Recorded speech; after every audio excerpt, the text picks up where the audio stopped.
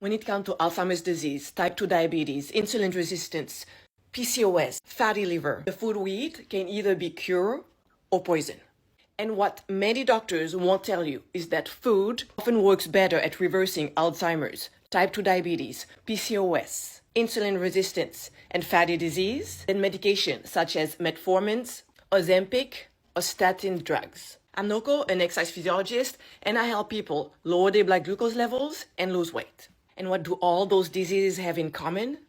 Is insulin resistance. So our diet should focus on reducing insulin levels. The food we eat is broken down into smaller molecules called glucose or blood sugar that are used by the cell for energy. As blood glucose rises, it releases insulin from the pancreas. Insulin is like a key to the cell. It opens the cell to allow glucose to enter. Your cells will use glucose for energy.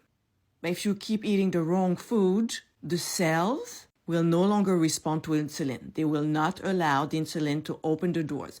So you will have an excess of glucose into your blood. And because you have more glucose into your blood, the glucose will trigger more insulin into your bloodstream, which will make your cells even more resistant to insulin. The key is to reduce food that increases insulin and add more food that reduces insulin resistance. Processed refined food that is typically packaged should be removed from your diet as much as possible because they will spike your glucose and increase the insulin release. Second thing you should do is add more fibers into your diet. By consuming fibers at the beginning of your meals, it lowers the absorption of glucose and reduces the release of insulin. When it comes to fibers, ladies, try to have 25 to 30 grams of fibers per day.